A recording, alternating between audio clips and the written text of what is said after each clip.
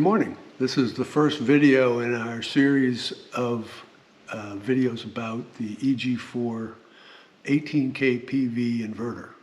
We're going to take a pretty deep dive into it, look at the specifications, and then in future videos we're going to go over all the configurations and how to implement it, how to wire it, how to make it work perfectly for you. So this is the first video. They're going to be very technical, not very entertaining. Sorry about that. But we're going to pack a lot of information into them. So if you're interested in this kind of thing, I think this will be a great video for you. So you're going to see some jumping in the editing. I don't have a giant twitch. The problem is that I have a nasty habit of having long pauses in my voice delivery, and I say a lot. So I'm taking those out so you don't have to deal with those.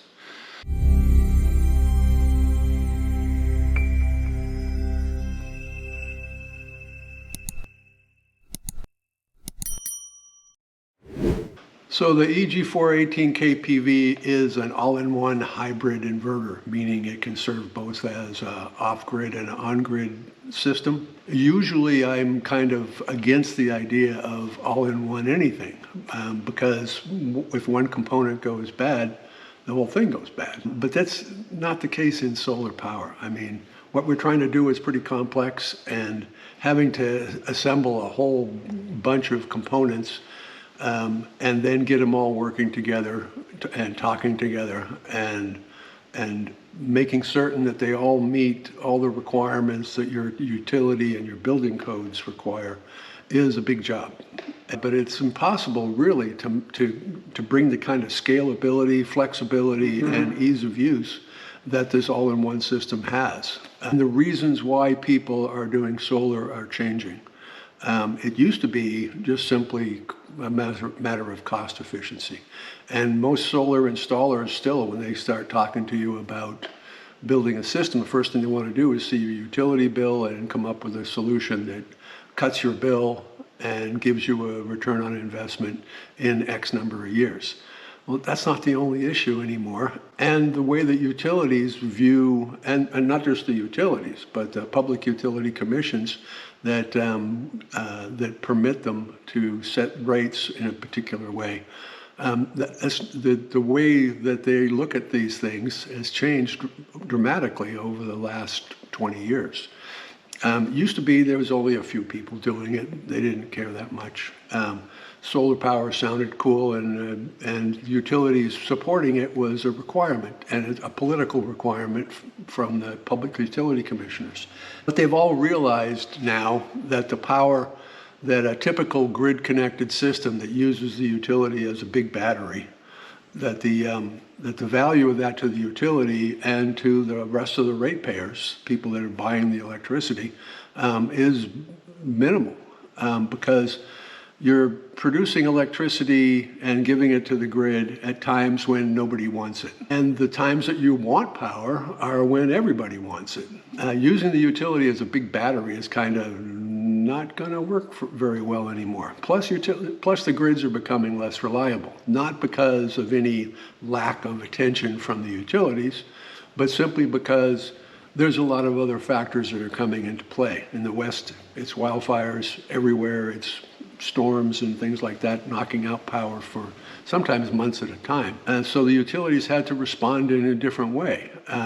Often on the West Coast, that means shutting off power when the wildfire danger is really high, or at the very least, responding very differently to a simple outage where a line gets a branch across it, pop a breaker open, then automatically reclose it and see if the fault is cleared. Which is the typical way. When the lights flash at your house, when the lights go out and come right back on again, that's the utility breakers reclosing because there's been a fault, and it's going to see if the fault is cleared, and if it has, then power's back. The only problem is that might have caused a whole bunch of sparks, or it could continue to cause sparks and start a fire, and the next thing you know, the utility is being sued for having burned a neighborhood down. And so the character is changing. All that makes battery-powered homes more important. Big batteries, systems to manage all that, systems to manage solar power in a different way. So the old AC coupled system is just not as interesting or valuable anymore. And you may have a lot of trouble getting the utility to support that with good reason. So let's talk about the EG4. We're gonna get into the EG4 and other systems like it have been built to address a new segment of the market that's growing rapidly, and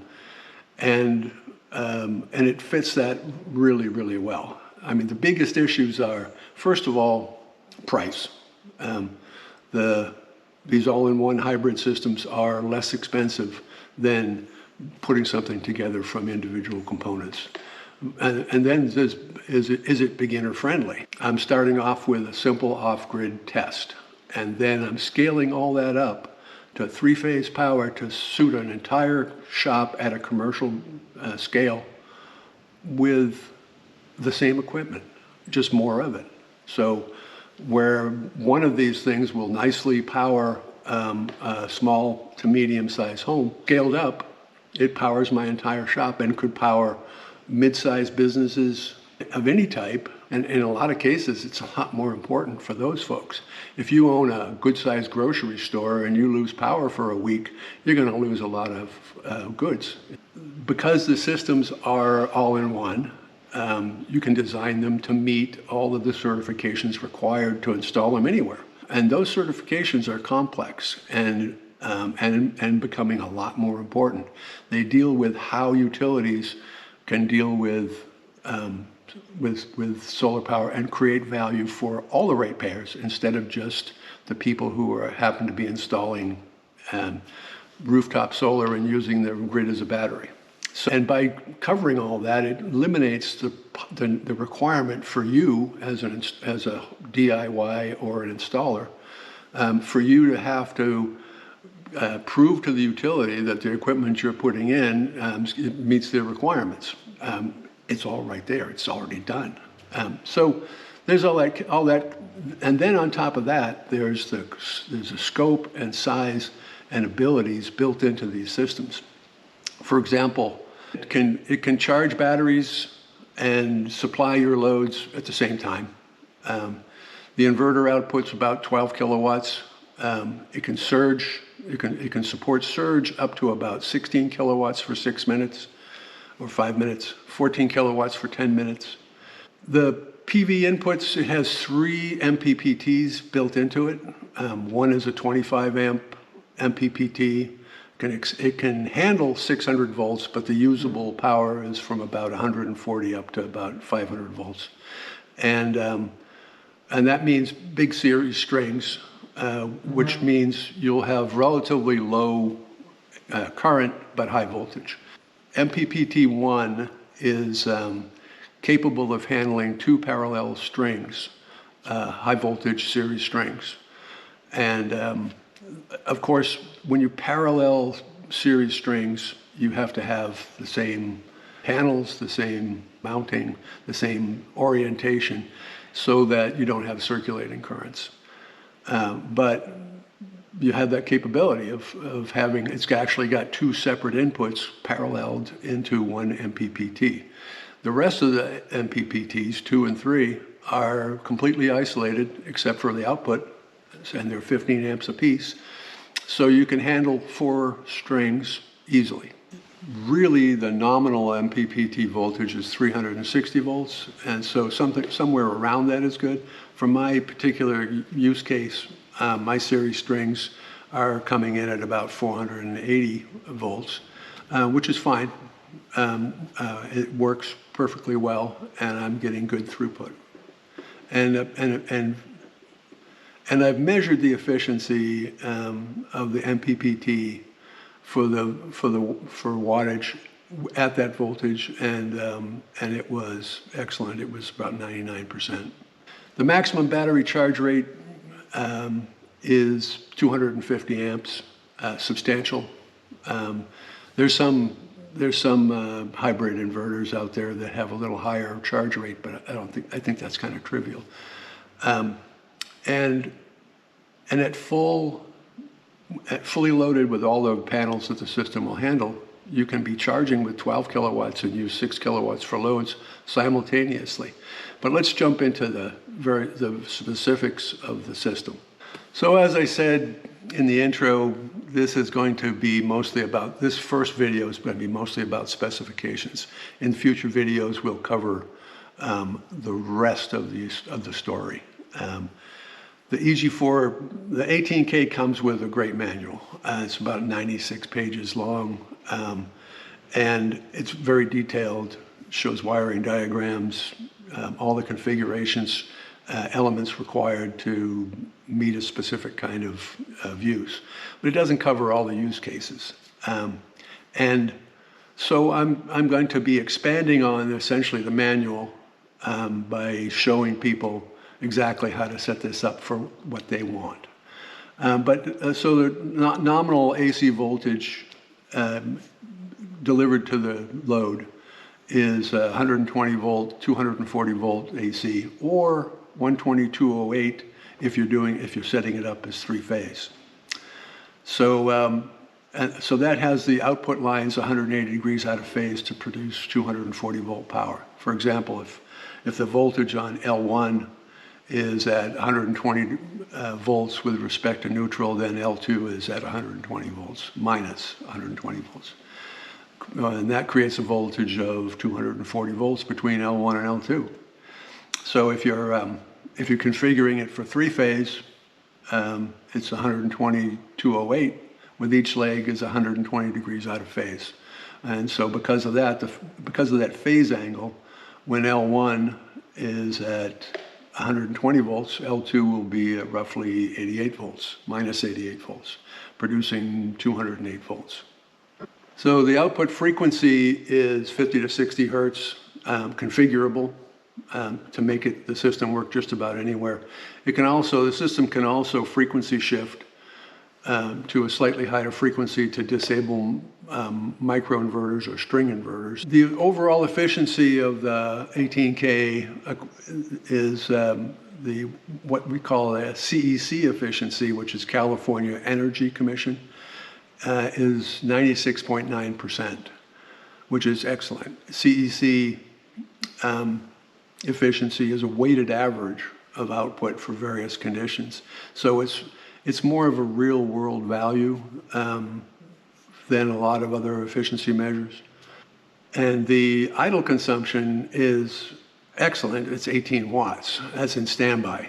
The normal consumption for the system is 70 watts, which is also excellent.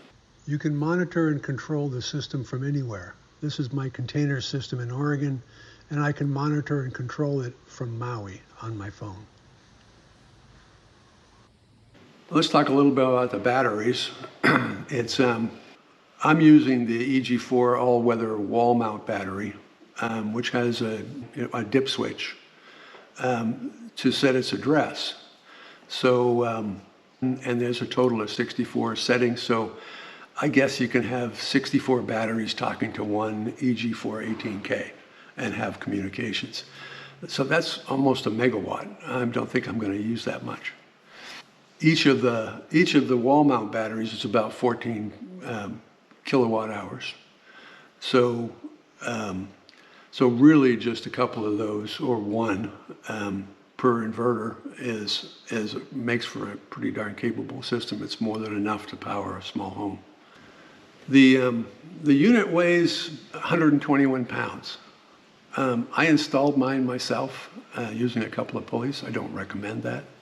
I recommend that you get some help. I did it myself. I'm 77 years old. I'm not as strong as I used to be, but I did it, and I don't recommend it. It was not fun. I also installed the battery myself, and that was pretty hefty. That weighs more than the 18K does. I'm not sure what it weighs, but it was a lot. Fortunately, I didn't have to get it up off the ground to any great degree. I needed to get it up high enough to slip it onto the rack. So let's talk about transformerless inverters. the difference of transformerless inverters is they use a high frequency switching, usually with MOSFETs or IGBTs, and they synthesize the AC signal. They start off with a high frequency signal that's then processed into standard frequency AC, and it's very clean 60 cycle or 50 cycle AC, whichever one you choose. So don't confuse that transformerless inverters with old cheap high frequency inverters. The high frequency just gives you a really smooth curve. In the case of a transformerless inverter, the old high frequency inverters actually output high frequency AC, and they just took advantage of the fact that high frequency AC can use a lot cheaper and smaller and lighter transformer. But that has nothing to do with transformerless inverters. As I said, I've looked at the output on my oscilloscope, and it's a nice clean sine wave. So since that output AC wave is synthesized by the microcontroller and software, the voltage, the phase, the frequency, and the power levels can all be configured by software, which is pretty darn cool. And that's why it has all these capabilities. So the single downside of a transformerless inverter is that it lacks the inductive isolation between the DC and AC. So it's feasible and actually generally does. There is usually some leakage between the AC side and the DC side, some backfeeding. So grounding and lightning protection have become a lot more important, and a lot of the features required to make certain that that's taken care of are built right into the system. All these specifications depend on having the system at less than 2,000 meters, which is about 6,500 feet. And people kind of freak out about that spec. You know, why does it have an altitude spec? Well, it's most power electronics do. It's just buried in the specs. It has to do with the cooling. If you have less dense air, it doesn't cool as well. So you can still use the equipment in the mountains. Or, you know, I wouldn't be afraid to use it in the mountains, but I would downgrade how much power I pulled through, and I would monitor the operating temperature of the unit, make sure that it was that everything was performing the way it should. The operating temperature is minus 13 degrees Fahrenheit to 140 degrees Fahrenheit. Now, you know, everybody knows, I think, heat kills electronics, and so if you choose to mount the system outside, you want to shade it or enclose it somehow. And cold is damaging to electronics. It causes the circuit boards and all the wiring connections to shrink. It can crack solder connections. It can split. The little traces in the printed circuit board. So you don't want the system to get too cold. I'm installing mine in a container, and I'm framing up a relatively small room, about a third of the container. That's well insulated, and we'll have a mini split heat pump to keep the temperature somewhere between 40 degrees Fahrenheit and 90 degrees Fahrenheit. Not necessarily super comfortable for humans, but great for electronics. The system is incredibly quiet. When it's running with kind of normal loads, you can't hear it. Unless you just stand right next to it. It's got a little hum. When you max it out with the cooling fans blasting, like when I plug in my Tesla and charge it with a max load, it sounds like there's a drone trying to take off in my container. But other than that, it's very quiet. And even the stated noise emissions in the specifications is 68 decibels at 3 feet. It's not that when the system is going full blast, but it's not that loud either. It's certainly not more than 80 decibels, which is about the amount kind of noise that you get from a dishwasher. The outdoor rating is NEMA 4. It's actually 4X. 4 is typical outdoor electrical enclosures rating. It means dust and rain isn't going to bother it. Splashing water if you hit it with a hose. You can't mount it underwater, of course. That would be a terrible idea anyway. But and so 4X adds corrosion protection to the general outdoor rain and dust protection. There's a lot of, as I said, there's a lot of safety features built in. One important one is it's got PV arc fault protection. What that means is if you have a bad connection, with PV, if you're running, say, 400, 500 volts, if one of your connections is bad, you'll get an arc. So there's an arc fault circuit interrupter that detects arcs from a connector coming loose or just a bad connection, and it shuts the system down. It also has ground fault protection for the PV system and probably generally. That's probably it's typical ground fault, like a ground fault interrupter in residential power. It detects leakage to ground. It has reverse polarity protection, which I would kind of expect with any system that uses MOSFETs, but there might be blocking diodes or something like that prevent damage from accidentally connecting the terminals backwards, the positive and negative PV terminals backwards. It has a thing called pole-sensitive leakage current monitoring. It monitors leakage currents to detect faults. I don't know exactly what all that, the pole-sensitive part means, but I did a little research on it, couldn't find anything. It's got a surge protection device built into it. I wouldn't trust it to prevent surges from lightning strikes. I think I'm mounting lightning arresters all over the place on my installation, but with a good ground, utility switching operations, other transient events will be blocked and pass through the ground. And then it has over voltage protection, which shuts down or clamps the output when the voltage exceeds a maximum level. It's got an integrated disconnect switch for the MPPTs, which is really cool. By NEC code, you have to have a disconnect switch, and that's to allow first responders to be able to shut down the PV and prevent them from being injured by the voltage. So if you're mounting the system outside, this is an all-weather system, if you mount it outside, it has a big red switch on the side to cut off the PVs, and that will probably pass inspection as your PV disconnect. Since I'm mounting mine on the inside, I need an external PV disconnect, and so I have one. But it's very nice to have one right on the system, especially for servicing it. So let's talk about the standards and certifications. This system can be installed about anywhere. You don't have to worry about certifications because it's got almost everything covered. I can't think of anything that I can't think of a code requirement that it doesn't meet.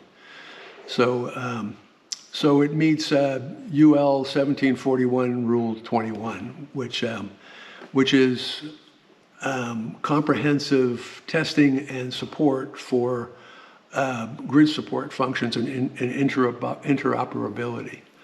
What that means is smart inverters enable utilities to offer better tariff rates than they would be able to offer, than they would be willing to offer for just a standard grid-connected system. It's not implemented everywhere yet, but California and Hawaii are both paying close attention to it, and that's where the future is. In the future, if you don't have batteries, the utility is not going to pay you much. If you do have batteries, part of the benefit for utilities is to be able to share that battery. You may or may not want to do that, but you will understand that having that capability means you can. You can set it up so that utilities will be paying you to be able to use power when they need it. And that's a good thing for the grid, and it can be a good thing for you too. It has rapid shutdown capabilities. That's a requirement for the NEC, National Electrical Code. Rapid shutdown reduces the shock hazard for first responders. So you can trigger that directly on the panel. There's a RSD switch on the side of the panel. And then there's also connections for an external RSD switch, which is what I have.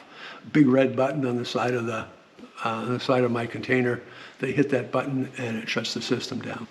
We've already talked about the arc fault circuit interrupter, but that is an NEC requirement. And the purpose, of course, is to prevent fires from faulty PV connections. I don't think it actually prevents conductor-to-conductor arcs. So if your insulation's been damaged or ripped off and you have two wires in close contact, you can get an arc in between those two. I don't believe that the arc fault circuit interrupter will do anything about it, or that it can.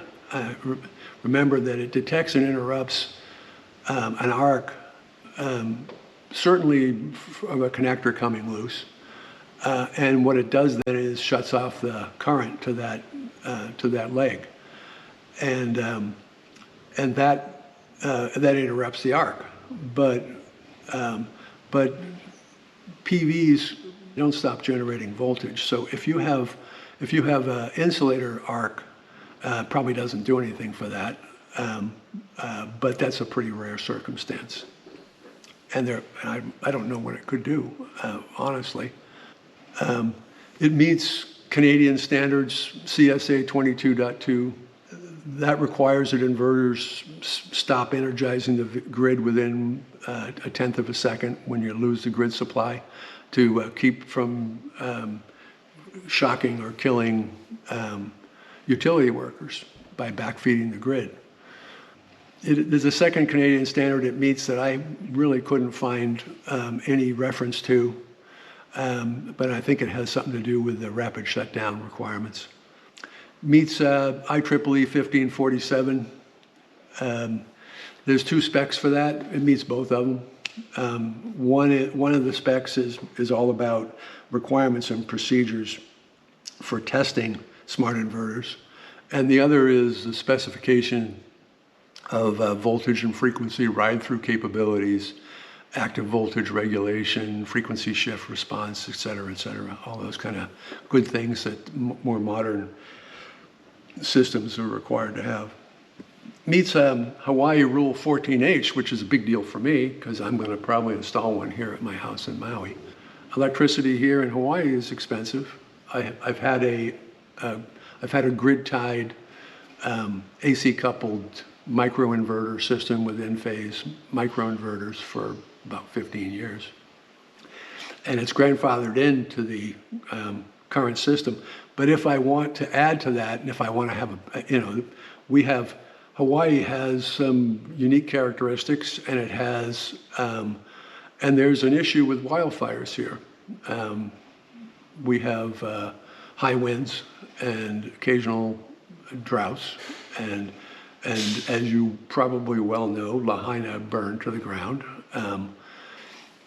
So the grid is going to become a lot more controlled as far as availability. Whenever there's a wildfire danger, the affected areas are going to lose grid power. We're going to be installing either a 12K PV or an 18K PV and a couple of batteries. And then California has Rule 21, Phase 1, 2, and 3, which is the 18K meets all three of those. And that's important. And that all has to do with the advanced features for autonomous grid support. So, but those requirements are actually going to enable some desirable programs like battery sharing, and they'll increase the value of the energy generated by your system. It'll increase the value to the grid, but it'll also increase the value to you. And it meets FCC Part 15, which concerns RF emissions. Basically, it means that it's not going to interfere with your consumer electronics. So that's it for specifications. As I said in the beginning, this is part of a series. We're going to this entire series is going to be pretty technical, kind of boring. If you've made it this far, congratulations. And you're obviously fairly interested in being able to do something complicated. So the future videos are going to be more about implementation, configuration, how to build the system you want. This is an amazingly flexible system, and I struggle to think of any kind of implementation that it wouldn't be great for. So I think this is kind of the future of solar power. I think the idea of the grid as being a giant battery that day is kind of over with, and it's going to be increasingly difficult to even do those kind of installations, or just low value. Consumers are not going to want that. So these kind of systems are what I think the future is, and I don't have a crystal ball, but that's where I see the growth. So I think that EG4 is well positioned in that market, and this is a great device. So I'm pretty excited about it, and it's been really fun to dig into it and understand it. And I think anybody contemplating a capable off-grid system, on-grid system for their home, or even something in the commercial or light industrial space, would want to pay attention to this. At a certain point, you're going to be moving more towards true industrial strength equipment. But this checks all the boxes. It could actually power a pretty substantial business. And having that kind of capability built into one unit, all the way from off-grid tiny home to mid-scale commercial, that's remarkable. And that's why I see these things as being the future. So, hey, thanks for watching. I hope this wasn't too boring for you. It's going to be an interesting series for anybody with the technical chops to pay attention to. And so I'll see you in the next video.